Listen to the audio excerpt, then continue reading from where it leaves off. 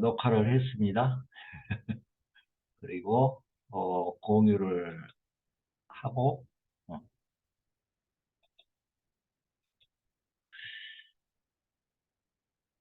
그래서 오늘은 이제 발효에 대한 얘기를 쭉 여러분하고 1시간 정도 해보려고 합니다. 발효라는 것은 여기에 뭐 책에도 정리가 되어 있습니다만은 효소가 발하는 것이다. 그것을 또 발효라고 얘기를 해요. 그러면 여러분들이 이제 알기로는 이 효소가 발하는 것이 이 발효라고 그랬는데 알기로는 뭐냐면 효모가 발하는 것을 발효라고 아마 알고 있을 거예요. 일단은 그러나 중요한 것은 우리가 발효의 본질은 뭐냐면 어, 이렇게 쭉그 영양소들을 분해해가는 그러한 과정을 우리가 정상적인 발효라고 얘기를 할 수가 있어요.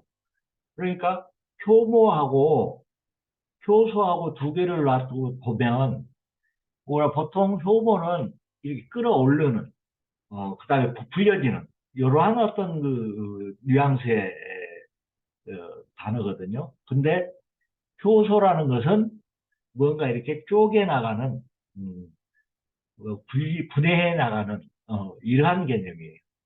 그래서 발효를 본질적으로 여러분들이 생각할 때 이것은 뭔가 끌어오르는, 부풀어지는 뭐 이러한 개념으로 받아들이시는 것보다는 뭔가 여러 가지 어떤 복분자 구조로 되어 있는 것들을 잘게 이렇게 쪼개내는, 분해하는 이러한 개념으로 발효를 인식해 주시면 될 것 같아요.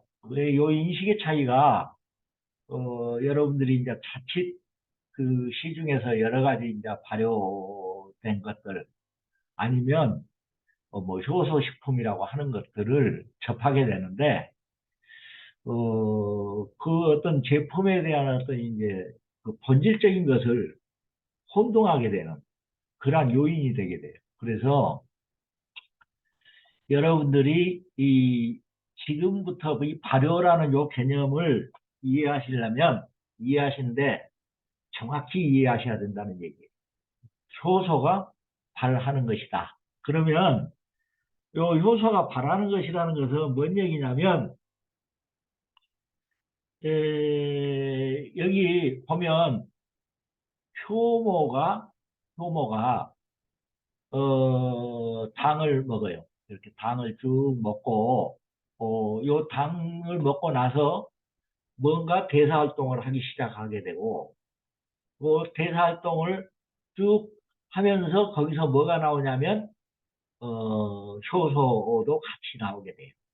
그리고 요 효소가 여기에 있는 유기화합물을 이제 지금 발효를 한다고 했을 때 발효 대상이 되는 효제죠. 효제가 유기화합물을 갖다가 뭘로 바꾸냐면 무기화합물로 또는 단분자 구조의 어떤 그 물질로 바꾸는 이러한 현상을 우리가 발효라고 정리를 하시면 됩니다.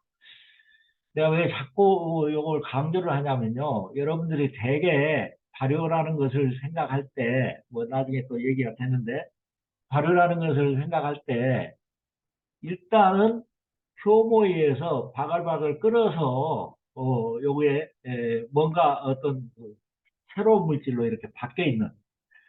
근데 요것은 이제 본질적으로 얘기하면, 알코올 발효 과정이라고 보면 돼요. 물론 이것도 발효죠.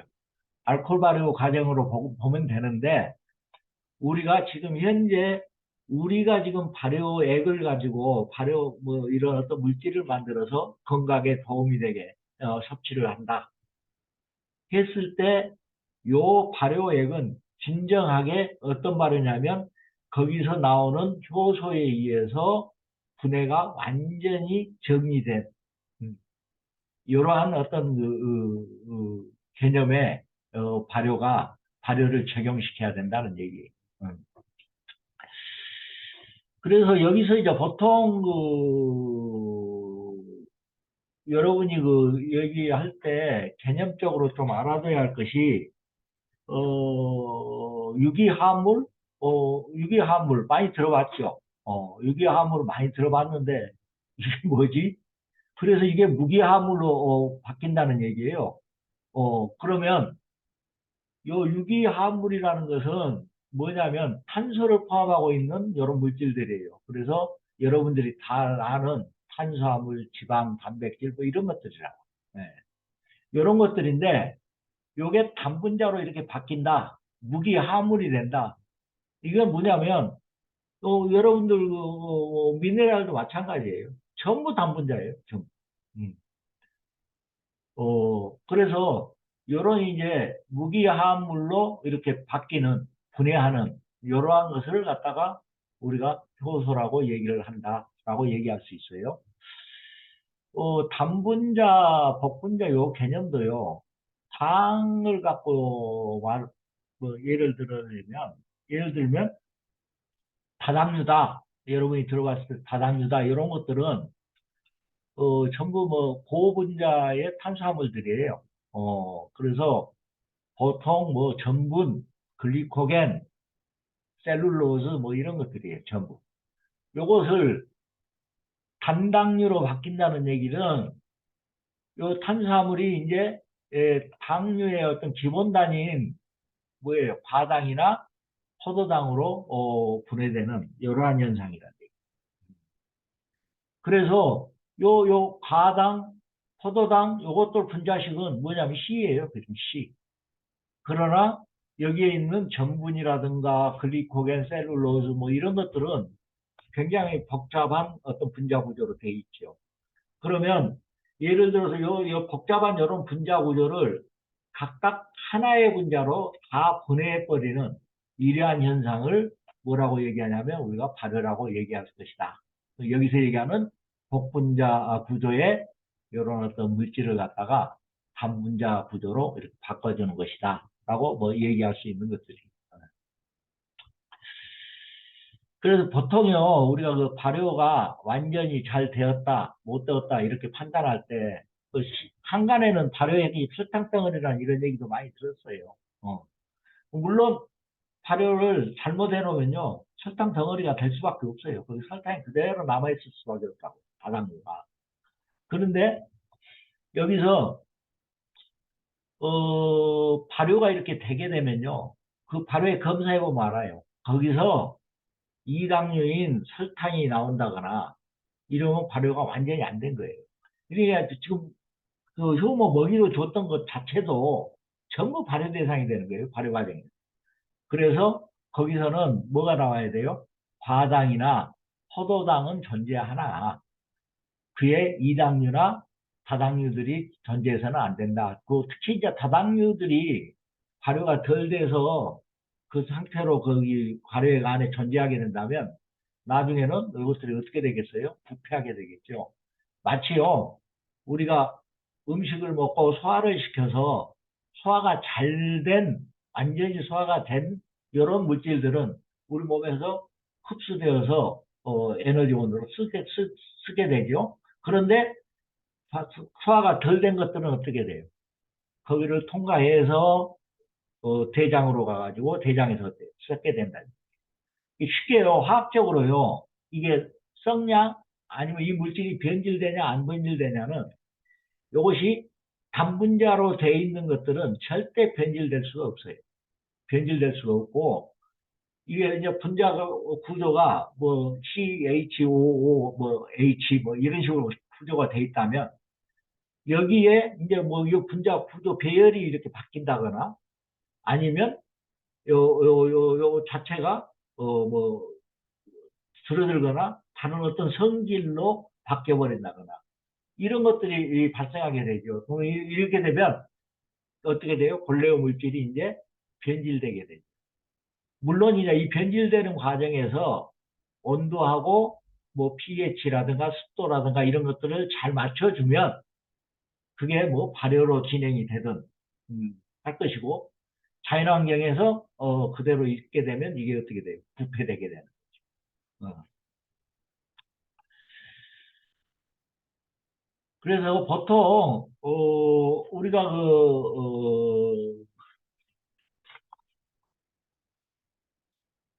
부패된다는 것은요.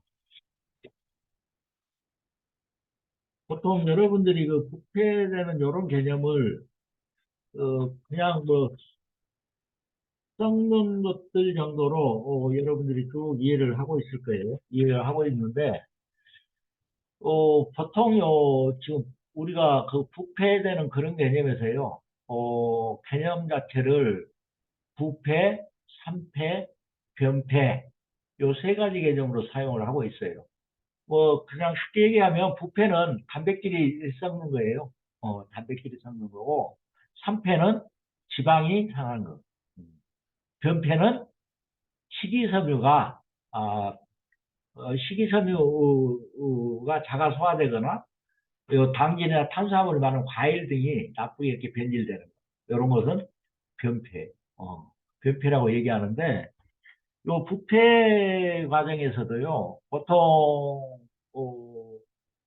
부패되게 되면 단백질이 특히 섞게 되면요 그 악취가 나게 돼요. 유독성 물질도 나오고 그래서 항화수소나 암모니아 같은 이런 어떤 물질들이 발생하게 돼요.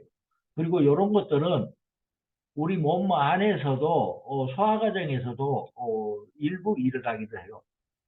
소화가 불안전하다거나 뇌가 갖고 있는 기능 자체가 불안전하다고 할 때 이런 유독 물질이 우리 몸 안에서도 나올 수가 있어요.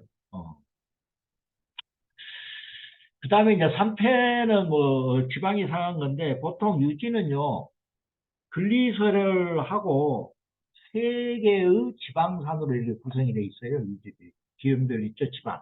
어. 그리고 요 이제 산패된다는 얘기는 요 세 개의 지방산 요 결합들이 연결되어 있는 것들이 하나하나 이렇게 끊겨가지고 분리돼서 산가가 굉장히 높아진다는 얘기예요.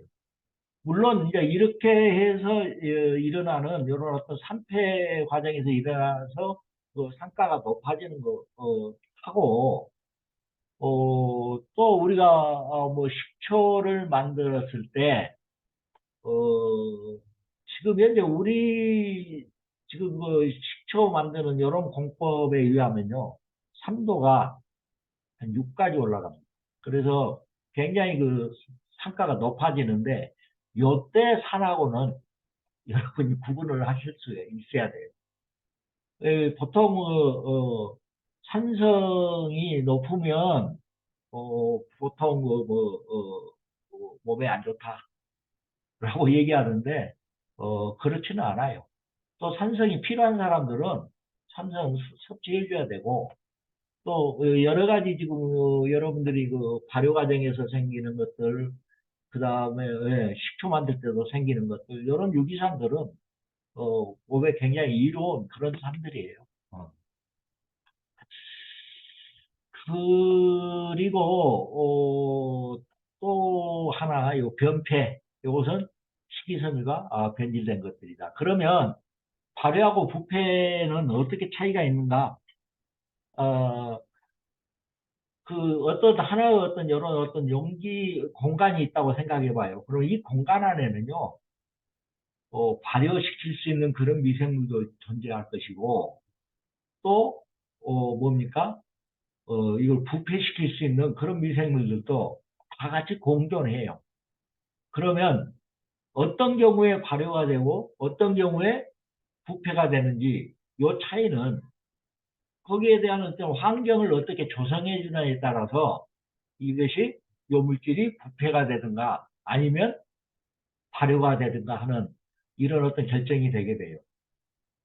예를 들어서 우리가 요 발효할 때는 뭐 온도 어느 정도 뭐 범위는 있습니다만 온도라든가 습도라든가 그 다음에 적당한 pH를 맞춰주면 당연히 발효되게 돼요. 이 얘기는 무슨 얘기냐면 거기에 있는 여러 뭐 부패균도 있고 발효균도 있는데 요 여러 균들 사이에서 발효균이 어때요? 우점을 취하게 되어서 얘들이 활동을 하게 된다.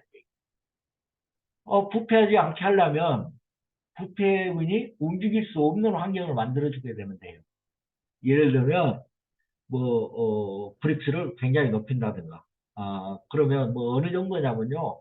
당으로 이렇게 맞추면 50 브릭스 정도만 이렇게 맞춰줘도, 부패는 일어나지 않습니다. 예를 들면 또 온도를 굉장히 낮춘다든가, 냉장 보관을 한다거나, 이런 방법으로 해서 부패균이 활동할 수 없게 만들어서, 부패를 막는, 이러한 것들도 있지요. 결국에 발효하고 부패는요, 첫 번째는 부산물의 차이가 있어요. 발효액은 우리 몸에 이롭고 우리가 섭취해도 이상이 없고 하는 그런 물질을 만들어내요. 그러나 부패는 어때요? 우리가 그런 부패한 것들을 우리가 먹었을 때 어떻게 돼요? 우리 몸에 굉장히 악영향을 미치고 또, 독소가 발생해서 병증을 유발할 수도 있고 하는 이런 어떤, 부패물들을 먹게 되면 그렇게 되지요. 그러나 아까 방금 앞에 얘기했듯이 어떤 환경에서 부패균이 우점을 취하게 되면 그건 부패될 것이고 발효균이 작용할 수 있는 그런 환경, 우점을 취하게 되면 결국에 요 물질들은 발효가 될 것이라는 거예요. 그래서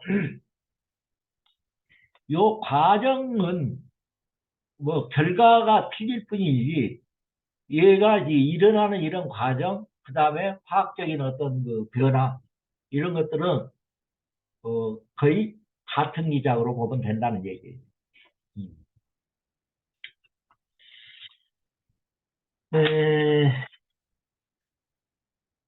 그러면 우리가 지금 발효는요, 여기서 지금 제가 소개하는 한 세 가지 외에도, 여러 것들은 여러분들이 이제 대표적으로 많이 접하는 그런 발효여서 소개를 해드리는 거고, 그에 많죠.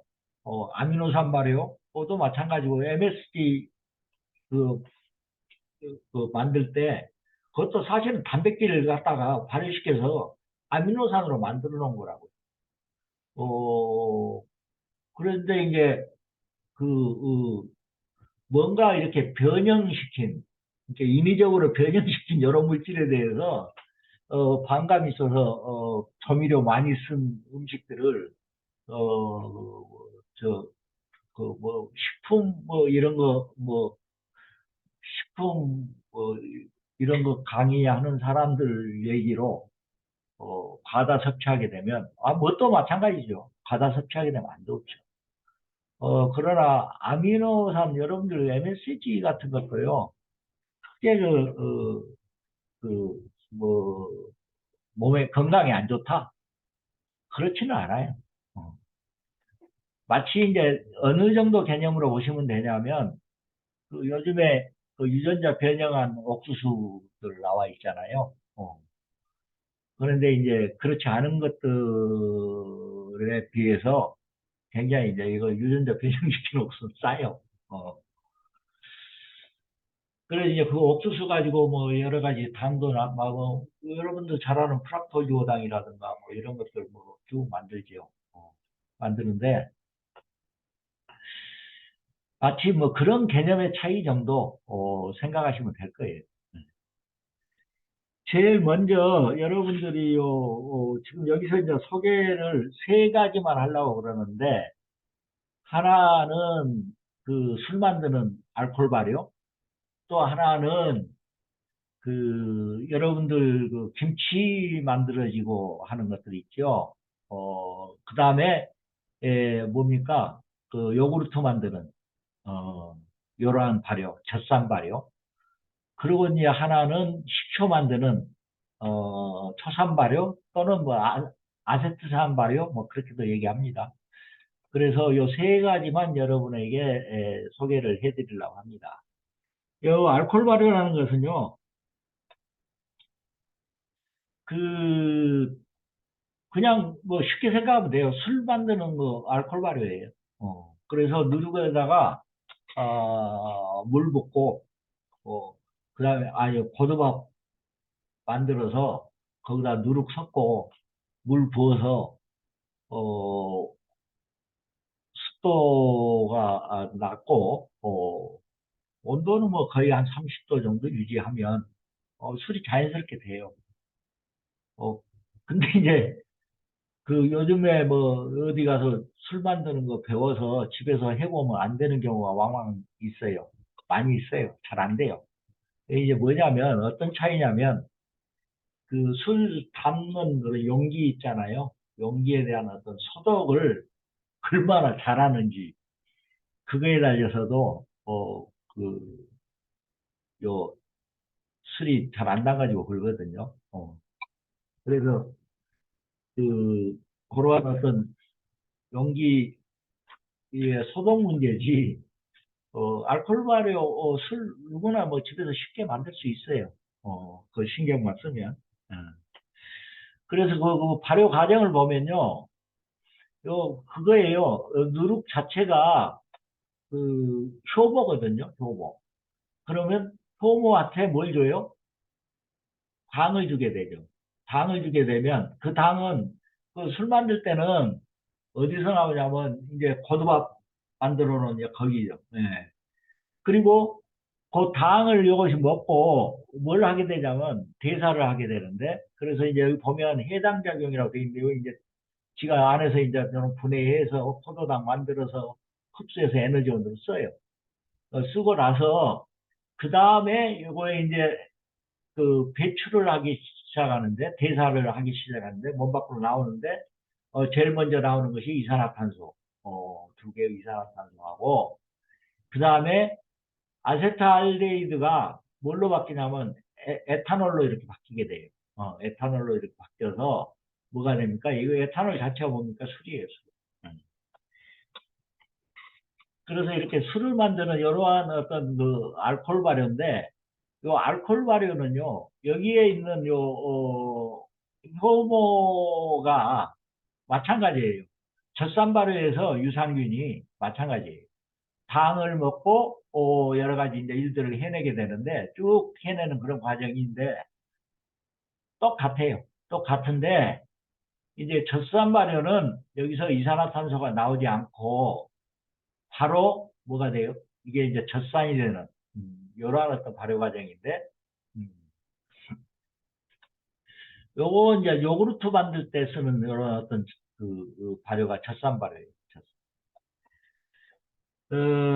보통 젖산 발효는 좀 특이한 게요. 뭐냐면 우리 뭐 보통 발효는 동물의 몸에서는 일어나지 않아요. 그리고 이제 그 발효가 우리가 결과를 놓고 얘기했을 때 제가 발효하고 소화의 개념은 똑같다라고 얘기하는 것은 무슨 얘기냐면 소화가 어때요? 모든 것을 단분자 구조로 이렇게 만들어 버리는 것이 소화예요. 어. 그래야 이제 우리 몸에 흡수가 되잖아요. 발효도 마찬가지예요. 그래서 그 개념을 같이 보는 것이지, 보통 동물의 몸에서는요, 이런 발효들이요, 일어나지 않아요. 전반적으로 일어나지 않는데, 유일하게 젖산 발효만 우리 몸에서 일어나게 돼요. 언제냐면요, 여러분이 막 무리하게 이렇게 달리거나, 뭐 굉장히 심한 노동을 하잖아요. 그러면 갑작스럽게 이렇게 막, 급작스럽게 달리고 그러면, 우리 몸에서는 짧은 시간에 많은 에너지가 필요하게 될 거예요.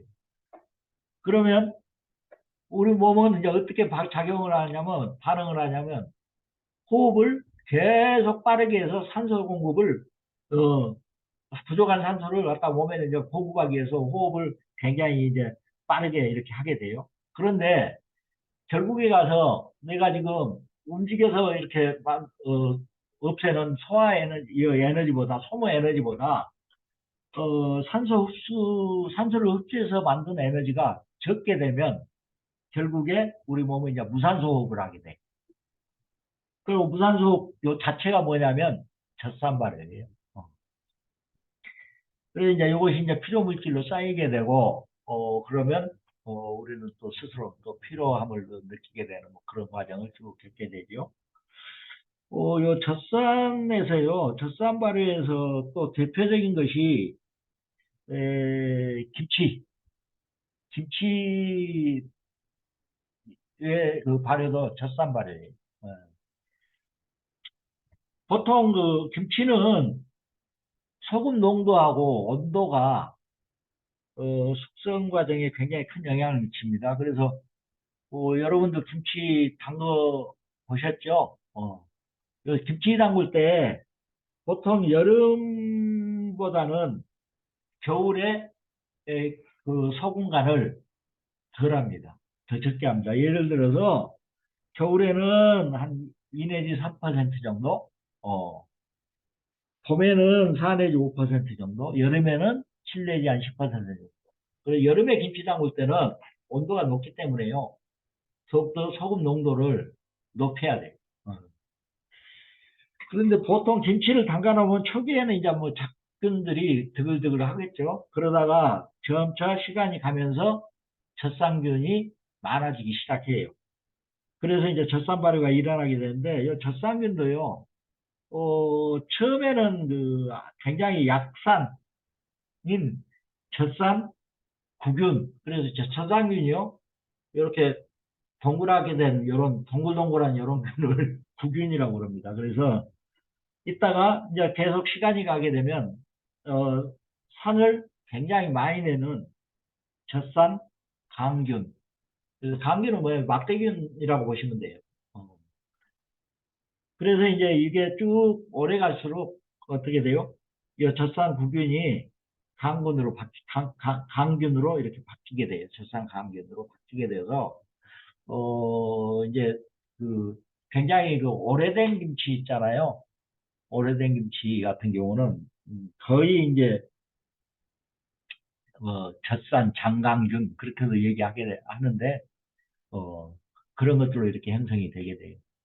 근데 그 김치도요, 오래된 김치, 묵은 김치 여러분들이 봤을 때 약간 그 썩은 내 비슷한 냄새가 나는 김치들도 있어요. 그런 김치들은 그 잘 발효되지 못한 어, 그런 상태예요.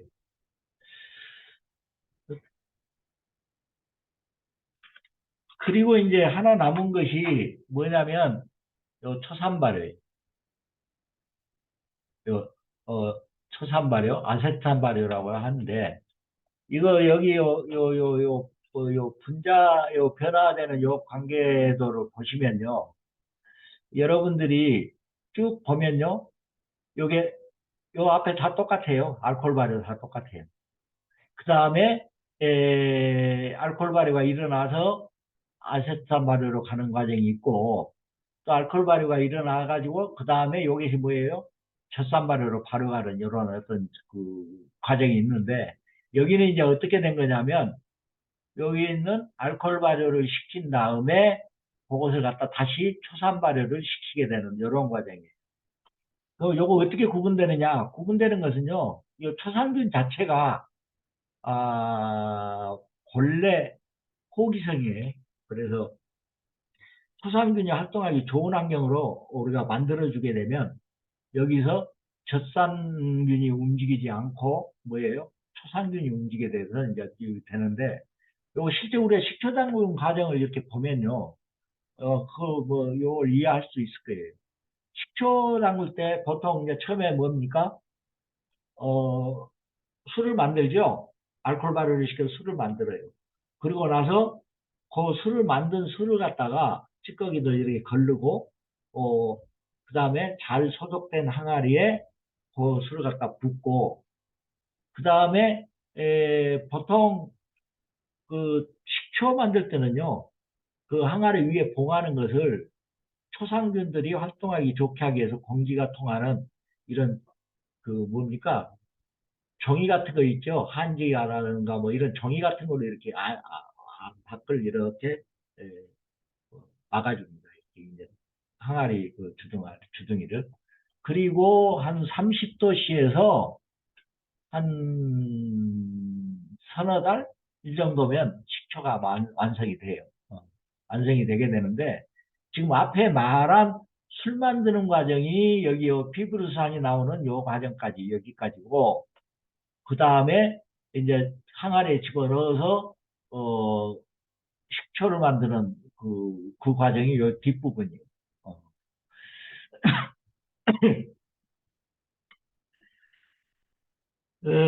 그래서 요 식초 만드는 것도요. 여러분이 뭐 기회가 되면 집에서 한번 해보는 것도요. 재밌어요. 그 여러분들 그 제품으로 나가 있는 것들은 요 술 만들 때 쓴 누룩 맛이요. 굉장히 좀 남아 있어서 약간 뭐 근데 그걸 또 싫어하는 사람들도 좀 있대요. 그러나 이제 그 맛을 완전히 없애기에는요, 양조 과정을 거치지 않고는 좀 힘들어요. 아니면 이제 술을 여기서 같이 막걸리를 만드는 게 아니라 홍국이나 이런 걸 써서 그 맑은 술을 만들어서 식초를 만들어도 이제 그런 냄새는 없앨 수 있죠. 근데 우리 제품은 요 지금 막걸리 만들어 가지고 그거 정제해서 이렇게 만들어 놓은 것들이요. 그래서 아마 그 누룽내가 좀 날 겁니다. 그러면 우리가 왜 발효를 하는지 그 발효의 그 효능 을 한번 봐보죠. 에, 발효 물질에는 보통 산성 물질 몇 가지 유기산들하고 유용한 성분이 농축되어 있다라고 얘기를 간단히 해요. 그 다음에 그렇기 때문에 보통 일반적으로 생각할 때 발효 효과는 효소의 효과보다는 유기산의 효과를 얻는 것이다. 발효 과정에서 나오는 여러 가지 이제 물질들이 있는데 얻는 것이라고 어, 얘기를 하는데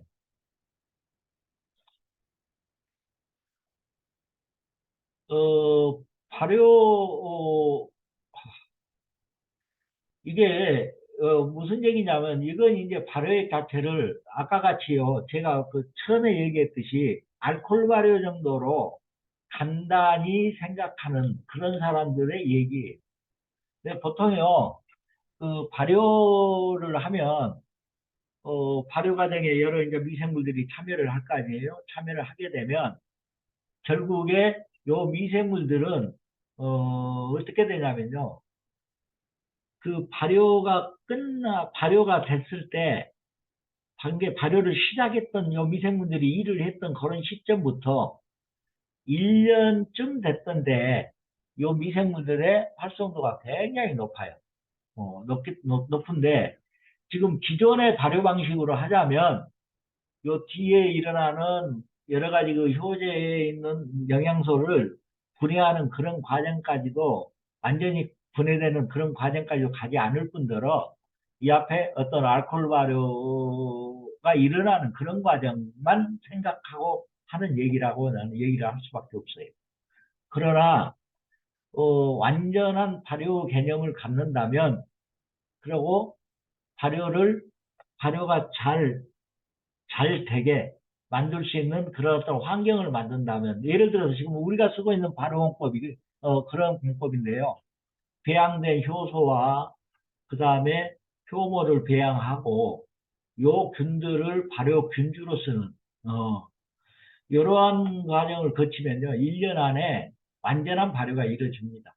그리고 그 안에 발효를 하게 되면 여기서는 단순히 유기산의 효과만 얻는 것이 아니라 거기에 있는 수많은 발효의 과정에 참여했던 미생물들의 효과도 같이 얻을 수 있는 것이고 실제 우리가 발효를 시키고 그걸 섭취할 때 요 유기산의 어떤 그런 어떤 효과뿐만이 아니라 이런 미생물들도 우리가 섭취를 하게 되고 거기에서 일어나는 몸의 일어나는 효과가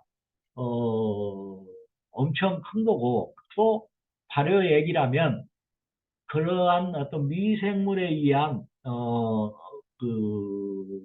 효과, 그다음 미생물이 우리 몸에 들어가서 움직일 수 있게, 그다음에 우리 몸을 이롭게 만드는 이러한 효과가 훨씬 더 큰 거죠. 그리고 거기에서 집중해야 될 거예요.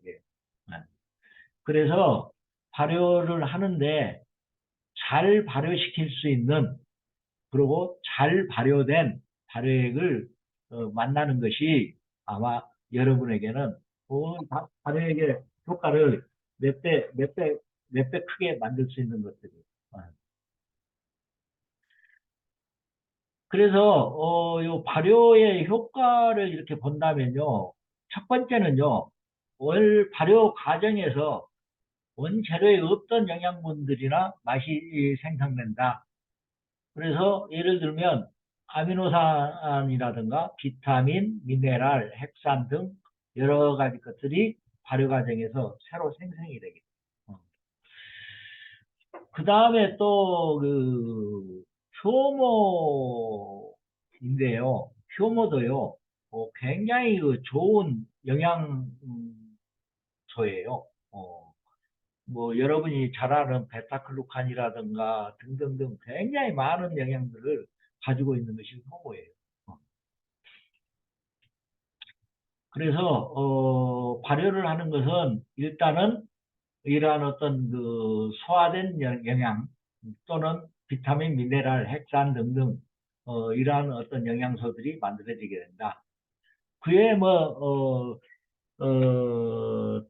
구연산, 젖산, 호박산, 사과산, 그리고 이제 또 중요한 것이요. 식트미산이라고 있어요. 그 타미플루 만든 원료예요. 식트미산이. 그래서 뭐 식트미산 이런 어떤 유산균들이 엄청 생기게 돼요. 그래서 발효하면 원래 없었던 영양분이나 맛이 생성되게 된다. 그 다음에 장내 그 미생물의 균형 유지에도 굉장히 영향을 준다. 장 건강에도 도움을 준다는 얘기. 그 다음에 다양한 미생물들, 효소, 효모, 유산균들이 함유되어 있다. 그래서 아까도 얘기했지만 일반적인 지금 아무 생각 않고 발효시키게 되면요. 그리고 진짜 이제 발효 요 과정이 더 이해가 안 돼 있는 사람들은 오래된 것들 오래 발효시키고 10년 된 것이라 이거 10년 된 거야 아주 보물이야 아주 좋은 거야라고 얘기를 하는데 사실은 이제 요 문제는 거기서 해결을 못 하죠. 세월이 그렇게 지나버리면 1년이 되거나 발효 시점에서부터 1년이 지나고 나면 그뒤로부터 여기에 참여했던 미생물들의 활성도는요 점점 떨어지게 돼요. 그리고 일부 미생물들은 뭐 죽게 됩니다.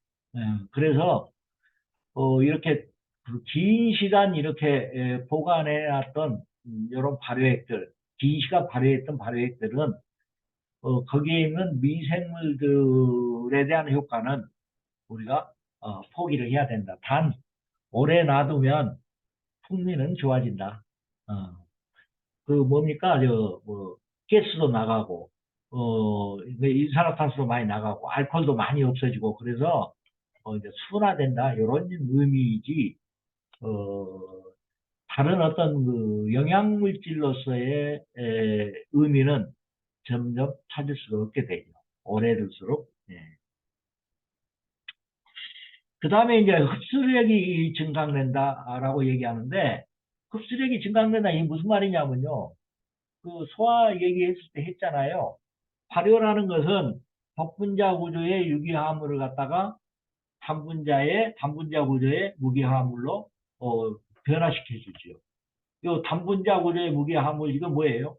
우리가 유기화합물을 갖다가 음식을 섭취했을 때 예를 들어 음식을 섭취하면 결국에 이게 뭐 소화가 다 끝나게 되면 어떻게 돼요? 단분자로 된다. 그러면 여기가 발효가 완전히 잘 됐다라는 얘기는 무슨 얘기냐면 단분자로 전부 구성되어 있다는 얘기예요. 여기 있는 그 물질들은. 그러면 이건 어떻게 됩니까? 소화 과정을 우리 몸에 우리가 섭취했을 때 소화 과정을 거치지 않고 어때요? 바로 흡수하게 된다. 바로 흡수되니까 우리가 음식물을 먹어서 소화시켜서 흡수하는 영양보다는 굉장히 흡수되는 흡수력이 많다. 그 보통 요걸 제가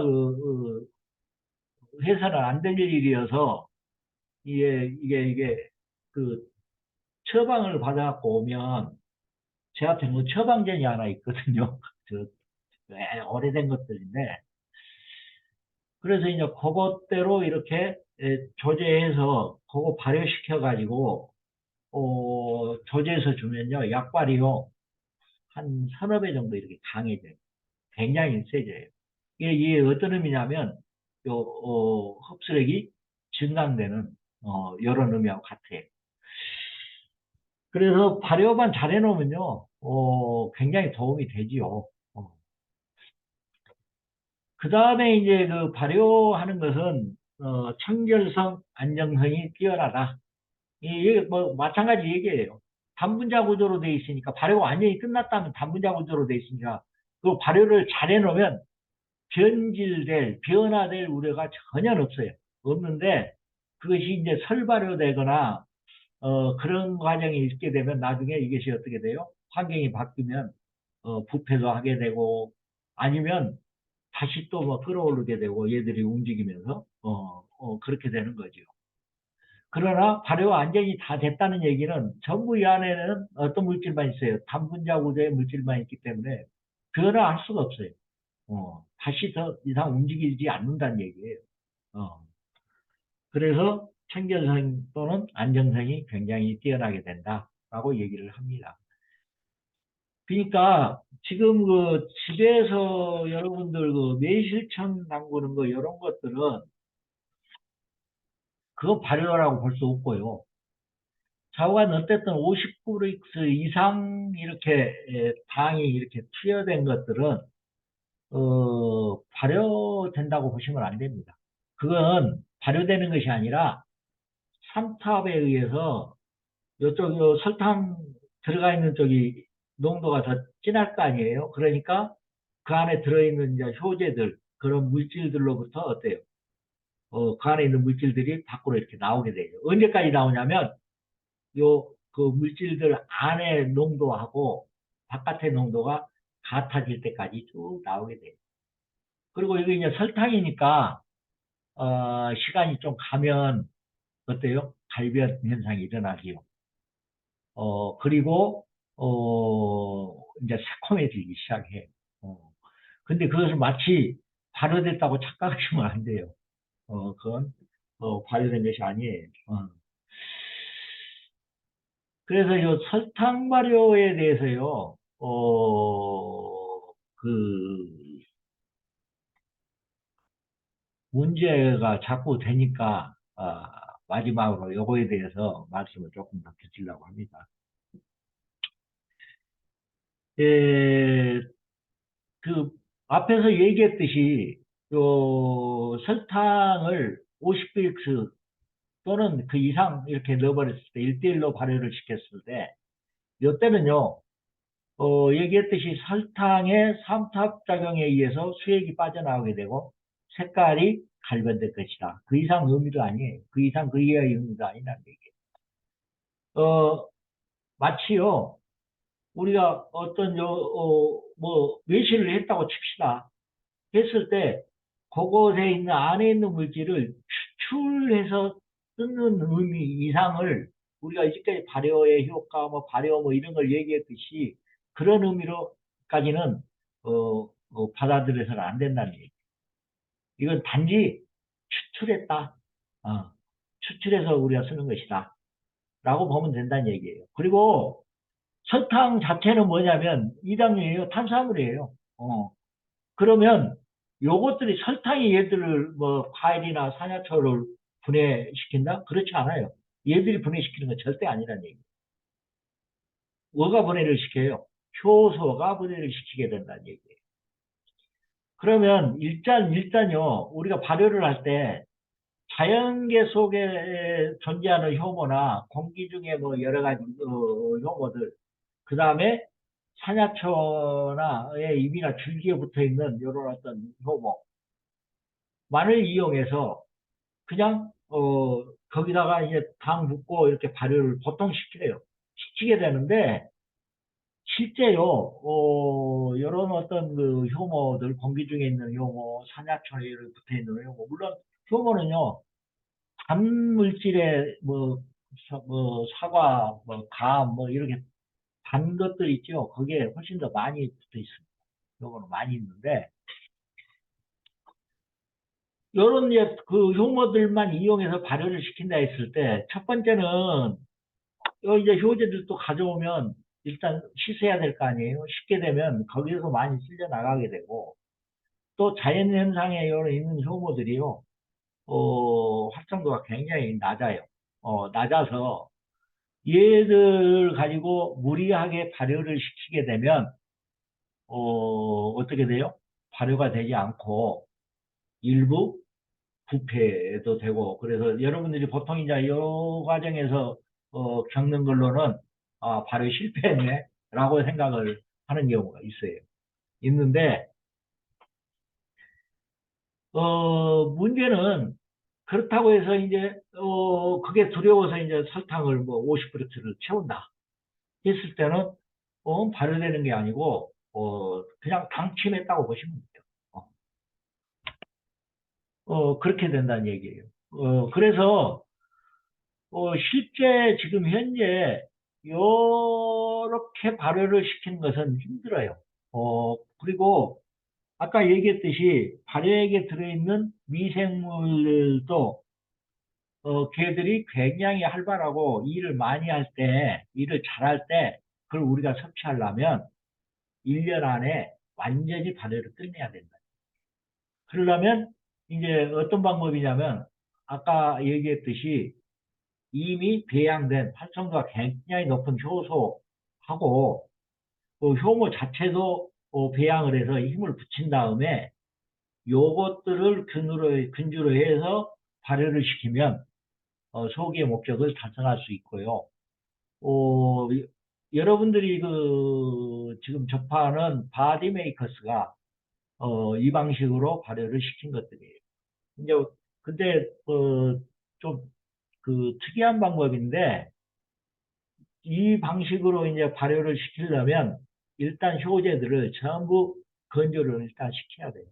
그래서 저희는 이제 보통 요 효제들을 세척한 다음에 자연 상태에서 건조를 일단 합니다. 한 다음에 에, 그 발효를 시키게 돼요. 네. 그리고는 여러분들이 이제 또그 요 시중에 나와 있는 효소라고 해서 곡물 같은 것들 곡물 해서 뭐 가루로 만들어서 효소라고 이렇게 파는 것들이 있어요. 그런데 정말 의미 없는 일이에요. 그것도. 이 곡물을 갖다가 발효를 시키는데 그 사람들이 이제 보통 뭐 보니까 홍국 가지고 이렇게 발효를 시키더라고요. 발효를 시키는데 그 곡물을 왜 발효시키냐는 얘기예요. 어. 그 다음에 그 발효도 그 방식으로 완전히 잘 되지도 않아요. 잘 되지도 않지만 그 방식으로 발효를 시키면 아까 얘기했던 여러 가지 거기 발효 과정에 참여하는 미생물이라든가 그다음에 발효에서 생겨나는 여러 영양소들도 있고 하는데 실제 지금 요 곡물 발효 의 과정에서는 단지 이 어느 순간이냐면 알코올 발효 과정이 일어나게 되는데 알코올 발효도 완전히 일어나지 않아요. 어. 근데 이제 그걸 가지고 효소라고 이렇게 해서 뭐 팔고 뭐 역가가 어쩌고 뭐 얘기들을 많이 하는데 사실은 그 제 판단으로는요 의미가 없어요. 물론 그게 또 효소도 아니죠. 발효시킨 건데, 어, 크게 그거에 대해서는 의미를 두기가 굉장히 제가 어렵다고 생각을 합니다. 그 다음에 그 뭐 백야초 이런 것들도요. 여기서 백이라는 것은 뭐냐면요. 많다. 다양한 물질들을 갖다가 발효를 시킨다. 이러한 의미로 여러분이 받아들이면 돼요. 꼭 100가지 뭐가 아니에요. 그래서 오늘은 요 발효에 대한 얘기만 쭉 했네요. 발효에 대한 얘기는 여기까지 마치고요. 다음 시간에는 이제 어디로 넘어가냐면요. 59페이지. 예. 거기서부터 이제 또 쭉 해나갈까 합니다. 오늘은 여기까지 하겠습니다.